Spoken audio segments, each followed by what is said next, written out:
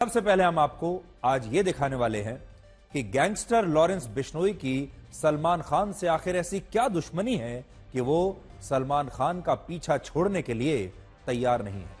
बाबा सिद्दीकी की हत्या के सिर्फ 6 दिन के बाद आज सलमान खान को एक नई धमकी मिली है, जिसमें मुंबई की ट्रैफिक पुलिस के व्हाट्सएप नंबर पर यह मैसेज आया कि अगर सलमान खान अपनी जान बचाना चाहते हैं तो उन्हें लॉरेंस बिश्नोई के गैंग को 5 करोड़ रुपए की रंगदारी देनी होगी।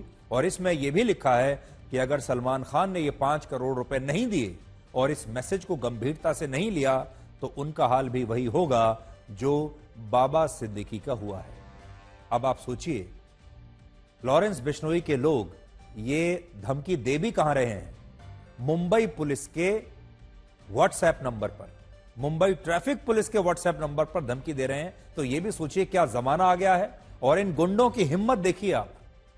बहुत कम लोग इस बात को जानते हैं कि लॉरेंस बिश्नोई इससे पहले भी कई मामलों में 5 करोड़ रुपए की ही रंगदारी मांगता है और उसे ये 5 करोड़ रुपए के आंकड़े से बड़ा लगाव है। आप में से बहुत सारे लोग ये सोचते होंगे, शुरुआत में हमें भी ये लगा कि इतना बड़ा गैंगस्टर है, ये सिर्फ 5 करोड़ रुपए की मांग कर रहा है। 5 करोड़ रुपया तो कोई बहुत बड़ी बात नहीं है, ना लॉरेंस बिश्नोई के लिए होगी और सलमान खान के लिए तो बहुत मामूली रकम है। लेकिन ऐसा लगता है कि ये लॉरेंस बिश्नोई सिर्फ सलमान खान नहीं, बाकी सबसे भी 5 करोड़ रुपए की ही रंगदारी मांगता है। और इन लोगों में वर्ष 2020 में राजस्थान में, उससे पहले दिल्ली में और उससे पहले पंजाब और हरियाणा में भी लॉरेंस बिश्नोई के गैंग ने अलग अलग कारोबारियों से, बिजनेसमैन से 5 करोड़ रुपए की रंगदारी ही मांगी है।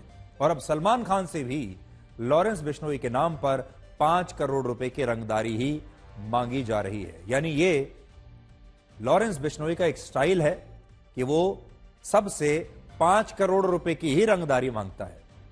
अब हम आपको वो तस्वीरें दिखाएंगे जो हमारे देश की कानून व्यवस्था के लिए एक मजाक बन गई है। लॉरेंस बिश्नोई के जिस शार्प शूटर ने पिछले महीने दिल्ली में एक और गैंगस्टर कुणाल छाबड़ा के पार्टनर नादिर शाह की हत्या की थी, उसे दिल्ली पुलिस ने उत्तर प्रदेश के मथुरा में एक एनकाउंटर के बाद गिरफ्तार कर लिया। लेकिन इस गिरफ्तारी के बाद लॉरेंस बिश्नोई का यह शार्प शूटर कुछ इस तरह से मीडिया को इंटरव्यू दे रहा था और लॉरेंस बिश्नोई के गैंग का महिमा मंडन कर रहा था जैसे पुलिस ने इस अपराधी को गिरफ्तार नहीं किया है, बल्कि पुलिस तो इसकी सुरक्षा में तैनात है।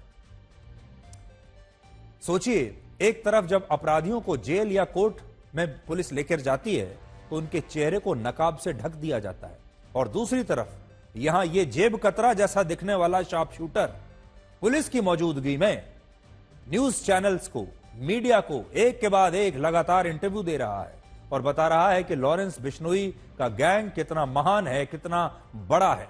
और पुलिस भी चुपचाप इस अपराधी के एक के बाद एक इंटरव्यू करवा रही है और इन इंटरव्यूज को होने दे रही है। जरा देखिए कि आज कानून व्यवस्था का कैसा मजाक उड़ रहा है और लॉरेंस बिश्नोई का ये जेब कतरा जैसा दिखने वाला ये शार्प शूटर ये कैसे बड़ी बड़ी बातें कर रहा है और मीडिया को इंटरव्यू दे रहा है ऐसे समय में जब ये पुलिस की हिरासत में है। अब आप ये देखिए कि कनाडा में खालिस्तानियों की हत्या से लेकर मुंबई में बाबा सिद्दीकी और पंजाब में सिद्धू मूसेवाला की हत्या कराने में लॉरेंस बिश्नोई का नाम कैसे आया, और लॉरेंस बिश्नोई जेल में नजरबंद होकर भी अपने गैंग को कैसे ऑपरेट कर रहा है। आज सोचने वाली बात जरा यह भी है, आप भी ये सोचिएगा कि वो साबरमती जेल में बंद है और जेल में रहते हुए भी वो कैसे इतने लोगों की हत्याएं करवा रहा है, कैसे अपने गैंग को ऑपरेट कर रहा है, कैसे वो जेल में रहते हुए अपने वीडियोस बना लेता है। आप सोचिए कि उसके गुर्गे जो हैं वो तो बाहर आकर इंटरव्यू दे ही रहे हैं, जो थोड़ी देर पहले हमने आपको दिखाया।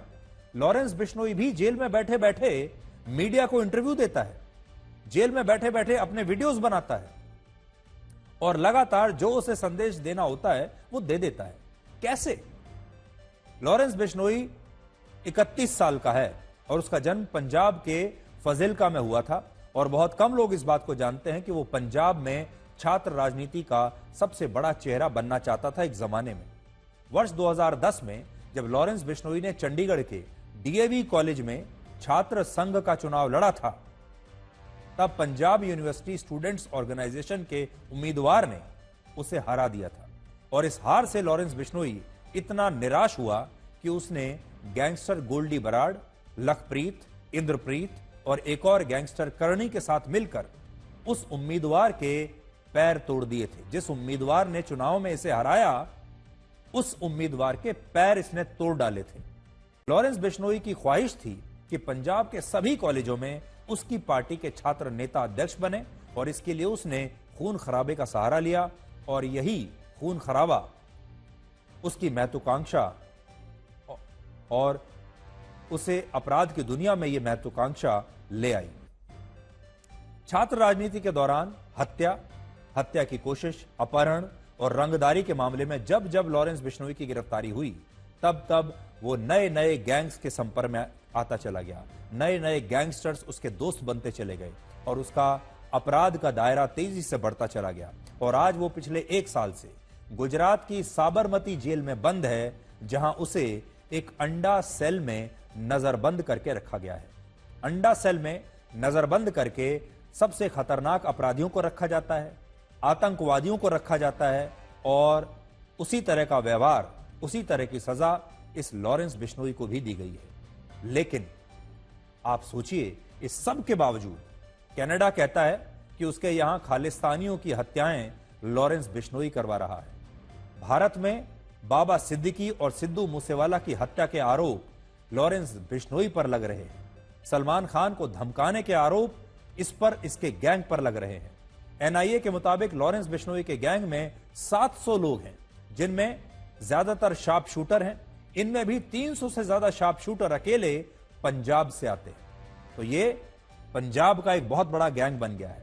इसके अलावा कुख्यात गैंगस्टर गोल्डी बराड़, सचिन थापन, अनमोल बिश्नोई, विक्रमजीत सिंह, काला जेठड़ी और काला राणा भी अब लॉरेंस बिश्नोई के साथ काम करते हैं। और इन सभी गैंगस्टर्स ने नेताओं की तरह ही अपना एक गठबंधन बना लिया है। अमेरिका का असली चरित्र दिखाना चाहते हैं, जिसमें वो दूसरे देशों के आतंकवादियों को अपना नागरिक बताकर उन्हें पूरी सुरक्षा देता है, उनकी जान बचाता है, और अपने आतंकवादियों की दूसरे देशों में घुसकर हत्या करता है और कहता है कि उसने Pakistan, Iraq, Syria, Yemen, Iran और लेबनान में घुसकर मानवता के दुश्मनों को खत्म कर दिया।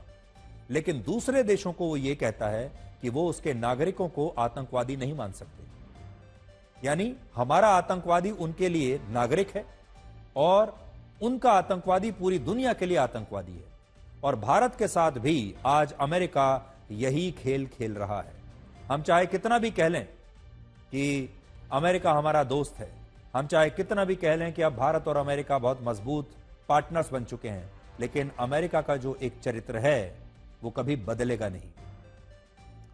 अब देखिए आज क्या हुआ है। अमेरिका की सुरक्षा एजेंसी FBI ने भारत की खुफिया एजेंसी RAW के एक पूर्व अधिकारी को मोस्ट वांटेड घोषित करते हुए उसे खालिस्तानी समर्थक, खालिस्तानी आतंकवादी गुरपतवंत सिंह पन्नू की हत्या की कोशिश के मामले में मुख्य साजिशकर्ता बता दिया है। एक पोस्टर जारी किया है FBI ने, और इस पोस्टर पर सबसे ऊपर लिखा है वांटेड बाय द FBI, यानी FBI को इस व्यक्ति की तलाश है, और यह व्यक्ति है विकास यादव। FBI ने RAW के इस पूर्व अधिकारी का नाम विकास यादव और इसका कोड नेम अमानत बताया है। और इसमें विकास यादव की कुल 3 तस्वीरें FBI ने लगाई हैं, जिनमें एक तस्वीर में वो भारतीय सेना की वर्दी में नजर आ रहे हैं। और इस पोस्टर के मुताबिक विकास यादव हरियाणा के रेवाड़ी जिले के रहने वाले हैं। उनकी उम्र 39 वर्ष है। और इसमें यह भी लिखा है कि विकास यादव ही वो शख्स हैं जिन्होंने अमेरिका की जमीन पर उसके एक भारतीय मूल के वकील और राजनीतिक कार्यकर्ता की हत्या कराने की साजिश रची थी। और आज ये भी आप देखिए कि भारत पर 26/11 का जो हमला हुआ वो भी बिल्कुल वैसा ही था जैसे पिछले साल इजराइल पर हमला हुआ था। लेकिन भारत पर जब 26/11 का हमला हुआ तो भारत की प्रतिक्रिया क्या थी? शायद कुछ नहीं। क्या हमने पाकिस्तान पर कोई हमला बोला? क्या हमने पाकिस्तान में बैठे उन आतंकवादियों तक हम पहुंचे? क्या उन पर ड्रोन से हमला किया जैसा कि इजराइल ने किया? लेकिन सोचिए, जब इजराइल पर वो हमला हुआ तो इजराइल ने कितना बड़ा युद्ध उस हमले के बाद छेड़ दिया। लेकिन भारत कुछ नहीं कर पाया। हमने सिर्फ एक कसाब को पकड़ा, वर्षों तक उसे जेल में रखा, उसे बिरयानी खिलाई, उसे माफी मांगने की पूरी हर विकल्प दिया और आखिर में बहुत वर्षों के बाद फिर उसे फांसी की सजा दे दी गई जब वो सुप्रीम कोर्ट तक गया। ये भारत और इजराइल का फर्क है।